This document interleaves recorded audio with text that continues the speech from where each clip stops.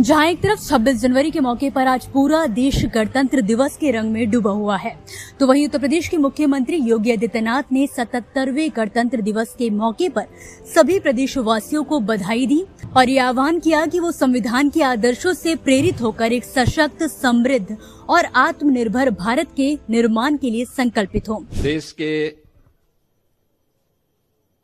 77वें गणतंत्र दिवस के अवसर पर मैं उत्तर प्रदेश के सभी नागरिकों को हृदय से बधाई देता हूं।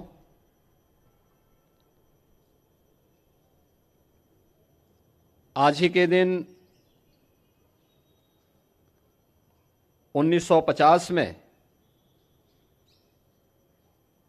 भारत का संविधान लागू हुआ था। 76 वर्ष की इस यात्रा में अनेक उतार चढ़ाव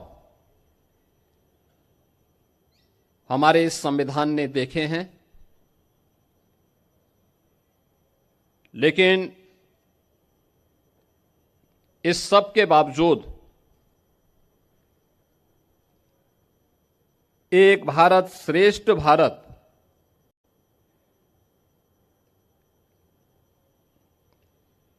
कि अपने संकल्पों के अनुरूप उत्तर से दक्षिण तक, पूरब से पश्चिम तक प्रत्येक भारतवासी के गौरव, भारत की एकात्मता और अखंडता के लक्ष्य को आगे बढ़ाते हुए आज हम सब एक नए भारत का दर्शन कर रहे हैं। इसमें हमारे संविधान की एक महत्वपूर्ण भूमिका है। मैं इस अवसर पर राष्ट्रपिता महात्मा गांधी, जिनके नेतृत्व में भारत के स्वाधीनता आंदोलन ने एक नई ऊंचाइयां प्राप्त की, उनकी स्मृतियों को नमन करता हूं।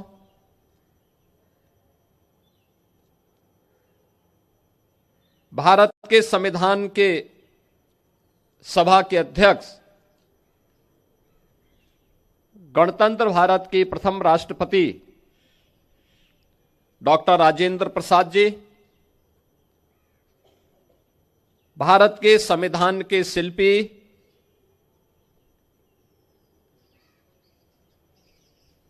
बाबा साहब डॉक्टर भीमराव अंबेडकर, वर्तमान भारत के शिल्पकार लौह पुरुष सरदार वल्लभ भाई पटेल, क्रांतिकारियों के सिरमौर नेताजी सुभाष चंद्र बोस समेत भारत माता के उन महान सपूतों को, जिन्होंने देश की आजादी के लिए अपना सर्वस्व न्यौछावर किया, इस आंदोलन में बढ़ चढ़ करके भाग लेकर के देश की आजादी को सुनिश्चित किया और स्वतंत्र भारत में देश की सुरक्षा के लिए, आंतरिक और बाह्य सुरक्षा के लिए अपने आप को बलिदान किया है। ऐसे भारत माता के सभी ज्ञात अज्ञात सपूतों के प्रति विनम्र श्रद्धांजलि अर्पित करते हुए उनकी स्मृतियों को मैं नमन करता हूं। आपको बता दें कि इस मौके पर योगी आदित्यनाथ ने संविधान के 3 शब्दों न्याय, समता और ममता का जिक्र करते हुए कहा कि देश के अंदर जाति, मत, मजहब और भाषा के आधार पर किसी प्रकार का भेदभाव ना हो। हम सब जानते हैं कि 1947 में 15 अगस्त के दिन देश आजाद होता है। उससे पहले भारत के संविधान सभा के निर्वाचन संपन्न हो चुके थे। डॉक्टर राजेंद्र प्रसाद जी के नेतृत्व में भारत के संविधान सभा के निर्माण के उपरांत 26 नवंबर 1949 को भारत ने अपने संविधान को अंगीकार किया। आज पूरा देश 26 नवंबर की तिथि को संविधान दिवस के रूप में आयोजित करता है। हर भारतवासी का दायित्व बनता है कि हम अपने संविधान के प्रति पूरी श्रद्धा और पूरे समर्पण भाव के साथ कार्य करें, क्योंकि सम और विषम परिस्थितियों में भारत का इस संबल बना है। भारत के संविधान की ये पंक्तियां कि हम भारत के लोग हर भारतवासी के लिए एक नई प्रेरणा है कि भारत के संविधान का संरक्षक, असली संरक्षक अगर कोई है तो भारत का नागरिक है।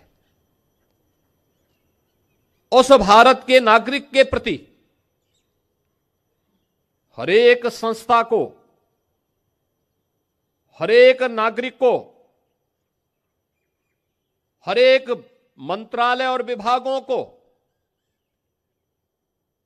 अपनी जवाबदेही को सुनिश्चित करना होगा और यह संविधान के प्रति हमारे समर्पण के भाव को भी व्यक्त करता है। हम सब इस बात को जानते हैं कि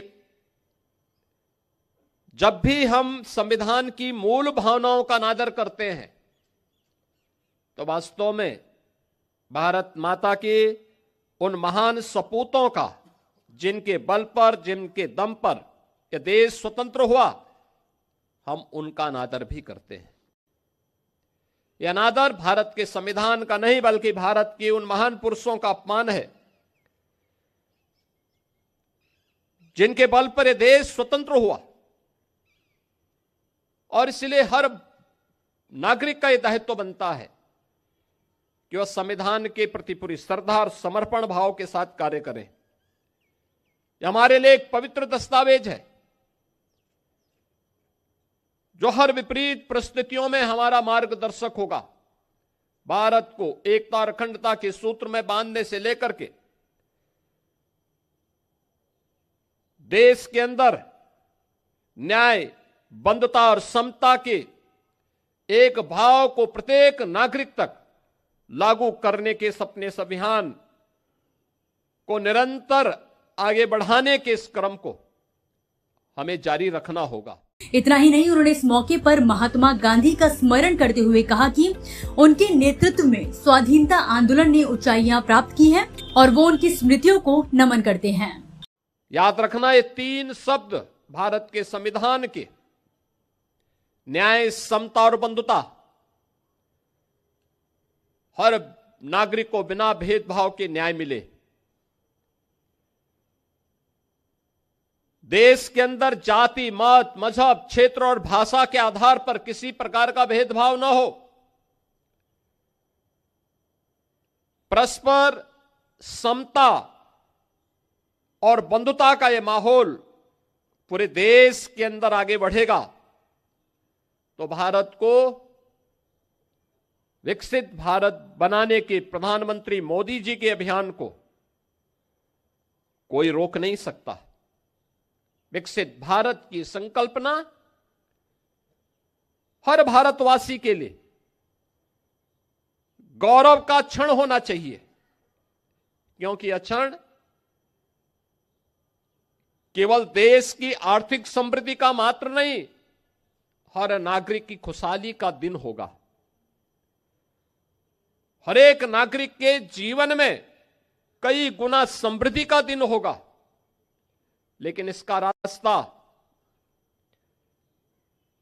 समाज के अंतिम पायदान पर बैठे हुए व्यक्ति से प्रारंभ होता है।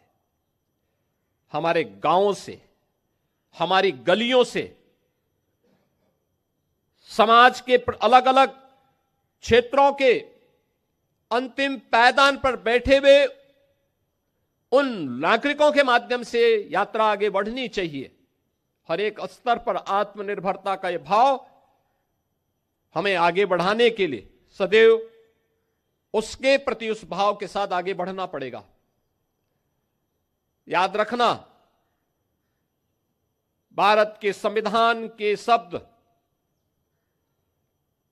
जिनके बारे में प्रधानमंत्री जी बार बार कहते हैं कि इन 3 शब्दों ने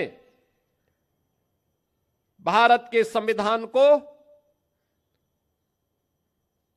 दुनिया के सबसे बड़े लोकतंत्र के रूप में भारत को स्थापित करने में सबसे बड़ी भूमिका का निर्वहन किया है। आजादी के पूर्व देश को सामाजिक रूप से तोड़ने के लिए, विभाजित करने के लिए अनेक दुष्चक्र प्रारंभ हुए थे। कुछ लोगों ने क्षेत्र के आधार पर, कुछ लोगों ने भाषाई आधार पर, कुछ लोगों ने जातीय आधार पर